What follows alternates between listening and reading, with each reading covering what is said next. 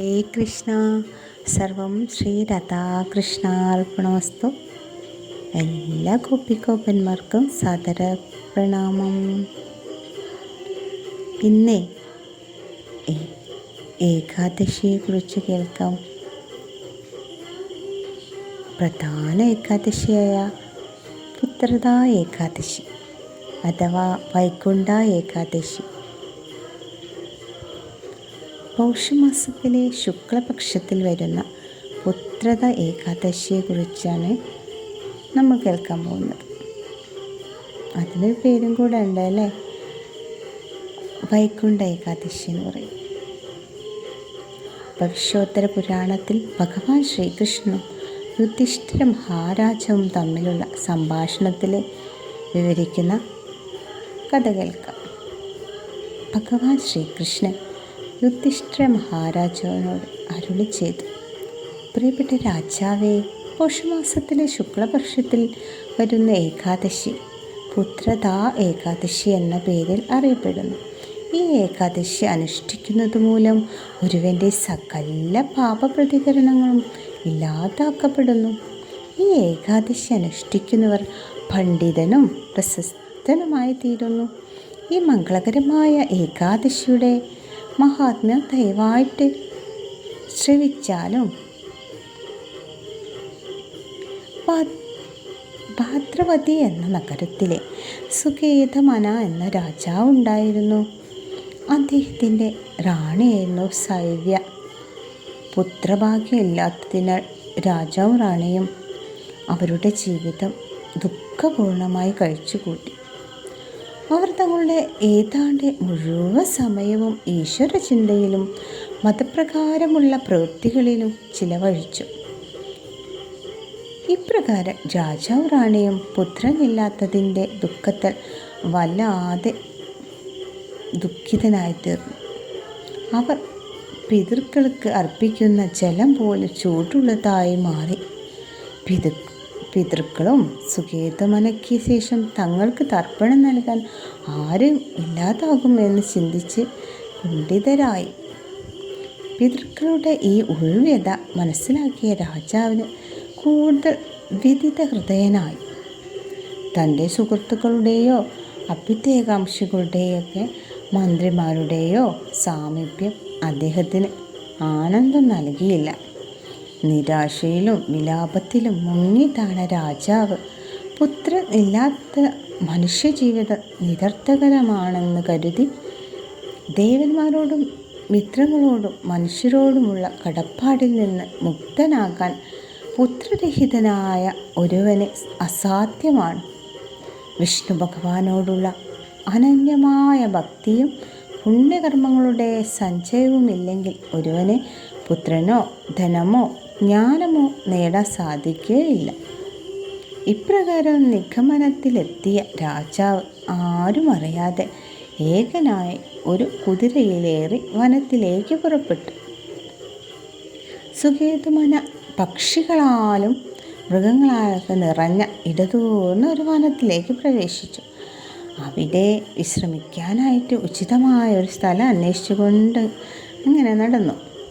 ആ ഇടതൂർന്ന വനത്തിൽ ആൽ, പിപ്പില, ഈന്തപ്പന, പുളി, പന, സാലകവൃക്ഷം, ഇലഞ്ഞി, സപ്തപർണി,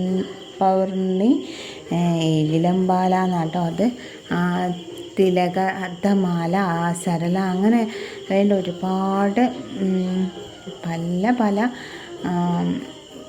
വൃക്ഷങ്ങളുടെയും, അതായത് സിംഹങ്ങൾ, കാട്ടാന, മാന്, കാട്ടുപന്നി, വേണ്ട സകല എല്ലാ മൃഗങ്ങളെയും രാജാവ് അവിടെ കണ്ടു. വിശ്രമിക്കുന്നതിന് പകരം രാജാവ് അവിടെ അങ്ങോട്ട് അലഞ്ഞു തിരിഞ്ഞു നടന്നു. ചെന്നായ്ക്കളുടെയും ഓരിടലും മൂങ്ങകളുടെ മൂളലുകളൊക്കെ അദ്ദേഹത്തെ കൊണ്ട് ഭയപ്പെടുത്തുകയൊക്കെ ചെയ്തു. അതേസമയം ആശ്ചര്യപ്പെടുകയും ചെയ്തു. ഇപ്രകാരം എല്ലാ ദിശകളിലും അലഞ്ഞു തിരിഞ്ഞ രാജാവിന് അധികം താമസിയാതെ കലശലായി ദാഹിക്കാൻ തുടങ്ങി. അദ്ദേഹം ഇങ്ങനെ ചിന്തിക്കാൻ തുടങ്ങി: ദേവകളെല്ലാം യജ്ഞത്താലും ആരാധനയാലും സന്തുഷ്ടനാക്കിയിട്ടും എൻ്റെ രാജ്യത്തിലെ പ്രജകളെ സ്വന്തം മക്കളെ പോലെ പരിപാലിച്ചിട്ടും ബ്രാഹ്മണരെ നല്ല ഭോജന പദാർത്ഥങ്ങൾ കൊണ്ട് ദക്ഷിണ കൊണ്ടും സംതൃപ്തരാക്കിയിട്ടും ഞാൻ ഇപ്രകാരം ക്ലേശങ്ങളെ അനുഭവിക്കേണ്ടി വരുന്നല്ലോ എന്ന ചിന്തയിൽ മുഴുകിക്കൊണ്ട് രാജാവ് അങ്ങോട്ടും ഇങ്ങോട്ടും അലയാൻ തുടങ്ങി. ആകസ്മികമായി മാനസ സരോവരം പോലെ മനോഹരമായതും ഭംഗിയുള്ളതുമായ താമരപ്പൂക്കൾ നിറഞ്ഞതുമായ ഒരു തടാകം അദ്ദേഹത്തിൻ്റെ ദൃഷ്ടിയിൽപ്പെട്ടു. അരയന്നങ്ങളും ചക്രവാകങ്ങളും ചകോര പക്ഷികളൊക്കെ അവിടെ ക്രീഡിച്ചു കൊണ്ടിരിക്കുന്നു. ആ തടാകക്കരയിൽ ഇരുന്നിട്ട് വേദമന്ത്രങ്ങൾ ഉരുവിട്ടുകൊണ്ടിരിക്കുന്ന സാധുക്കളെ കണ്ട രാജാവ് കുതിരപ്പുറത്ത് നിന്ന് അവിടെ ഇറങ്ങി അവിടെ ഓരോരുത്തരെയും പ്രണമിച്ചു.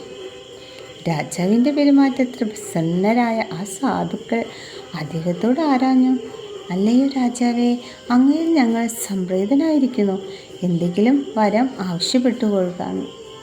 അപ്പോൾ രാജാവ് എന്താ പറഞ്ഞേ? രാജാവ് ചോദിക്കാൻ, ആരാണ് നിങ്ങൾ, എവിടെ നിന്നാണ് നിങ്ങൾ വരുന്നത് എന്നൊക്കെ. അപ്പോൾ ആ സാധുക്കൾ മറുപടി പറയാണ്, ഞങ്ങൾ വിശ്വദേവതകളാണ്, ഇവിടെ സ്നാനം ചെയ്യാൻ വന്നിരിക്കുന്നു. ഇന്ന് പുത്രദായ ഏകാദശിയാണ്. പുത്രനെ കാംക്ഷിക്കുന്ന ഒരുവൻ ഈ ഏകാദശി വ്രതം അനുഷ്ഠിച്ചാൽ അവന് തീർച്ചയായും പുത്രഫലം പ്രാപ്തി ഉണ്ടാകുന്നതാണ്. രാജാവ് മറുപടി പറഞ്ഞു, ഞാൻ പല വിധത്തിലുള്ള കാര്യങ്ങൾ ഇതിനു വേണ്ടി ചെയ്തിട്ടുള്ളതാണ്, എന്നാൽ ഇതുവരെ അതൊന്നും വിജയപ്രദമായില്ല.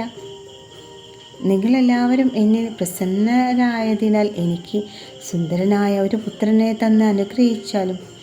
അപ്പോൾ ആ സാധുക്കൾ പറഞ്ഞു, ഇന്ന് പുത്രദാ ഏകാദശിയാണ്. അല്ലയോ രാജാവേ, ഈ ഏകാദശി അതീവ ശ്രദ്ധയോടുകൂടി അനുഷ്ഠിക്കുക. അതീവ ശ്രദ്ധയോടുകൂടി ഈ ഏകാദശി അനുഷ്ഠിക്കുക. ഭഗവാൻ വിഷ്ണുവിൻ്റെ കാരുണ്യത്താലും ഞങ്ങളുടെ അനുഗ്രഹത്താലും അങ്ങേക്ക് തീർച്ചയായും സൽപുത്രനെ ലഭിക്കുന്നതാണ്. അതിനുശേഷം രാജാവ് മഹർഷിമാരുടെ നിർദ്ദേശപ്രകാരം മംഗളകരമായ പുത്രദ ഏകാദശി വ്രതം അനുഷ്ഠിച്ചു. അടുത്ത ദിവസം വ്രതം മുറിച്ചതിന് ശേഷം ആ സാധുക്കൾക്ക് തുടർച്ചയായി പ്രണാമങ്ങൾ അർപ്പിച്ചു രാജാവ് തൻ്റെ കൊട്ടാരത്തിലേക്ക് മടങ്ങി. അങ്ങനെ കാലമൊക്കെ കടന്നു പോകവേ സൈവ്യ മഹാറാണി ഗർഭിണിയാവുകയും പുത്രദ ഏകാദശി അനുഷ്ഠിച്ചത് മൂലം ശേഖരിക്കപ്പെട്ട പുണ്യത്തിൻ്റെ സ്വാധീനത്താലും സാധുക്കളുടെ അനുഗ്രഹത്താലും രാജാവ് പുണ്യശാലിയും ബുദ്ധിശാലിയുമായിട്ട് ഒരു മകനെ പ്രാപ്തമാക്കുകയും ചെയ്തു. അതിനുശേഷം രാജാവ് സന്തോഷപൂർവ്വം തൻ്റെ രാജ്യം ഭരിച്ചു. അദ്ദേഹത്തിൻ്റെ പിതൃക്കളും സംതൃപ്തരായി. ഭഗവാൻ ശ്രീകൃഷ്ണൻ പിന്നെ തുടർന്നു പറയാണ്, അല്ലയോ യുധിഷ്ഠിര മഹാരാജാവേ, ഒരുവൻ പുത്രദ ഏകാദശി വ്രതം അനുഷ്ഠിക്കുകയാണെങ്കിൽ അവന് പുത്രലബ്ധിയും സ്വർഗലോകപ്രാപ്തിയും ഉണ്ടാകുന്നു. അതായത് സ്വർഗലോകത്തേക്കുള്ള കവാടം തുറക്കുന്ന ദിവസം കൂടിയാണ് സ്വർഗവാതിൽ ഏകാദശി. ഈ ഏകാദശിയുടെ മഹാത്മ്യം നമ്മൾ ശ്രവിക്കുകയോ കീർത്തിക്കുകയോ ചെയ്യുന്ന ഏതൊരാൾക്കും അശ്വമേധയജ്ഞം നടത്തിയതിൻ്റെ ഫലം ലഭിക്കുന്നതാണ്. ഈ ഏകാദശി ദിവസമാണ് ഇത് കേൾക്കുന്നതെങ്കിൽ ഇതിൽ കോടി കോടി പുണ്യം ലഭിക്കുന്നുവെന്ന്. അങ്ങനെ സ്വർഗവാതിൽ ഏകാദശി വന്നെത്തിയിരിക്കുകയാണ്. എല്ലാവരും സ്വർഗവാതിൽ ഏകാദശി അഥവാ പുത്രദ ഏകാദശി അനുഷ്ഠിക്കൂ. കുഞ്ഞുങ്ങളില്ലാതെയൊക്കെ കഷ്ടപ്പെടുന്ന ആളുകളുണ്ടെങ്കിൽ, വിഷമിക്കുന്ന ആളുകളുണ്ടെങ്കിൽ ഇത് നല്ലൊരു അവസരമാണ്. ഭഗവാൻ കൃഷ്ണൻ്റെ അനുഗ്രഹം ഈ ഏകാദശിയിലൂടെ എല്ലാവരും നേടുക. ഹരേ കൃഷ്ണ. സ്വർഗവാതിൽ ഏകാദശിക്ക് നമ്മൾ അമ്പലങ്ങളിലൊക്കെ പോയാൽ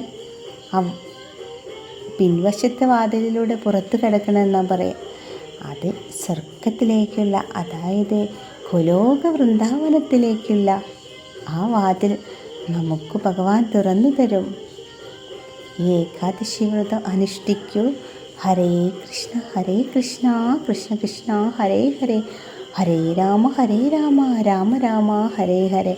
ഈ നാമം എല്ലാവരും ചൊല്ലണം.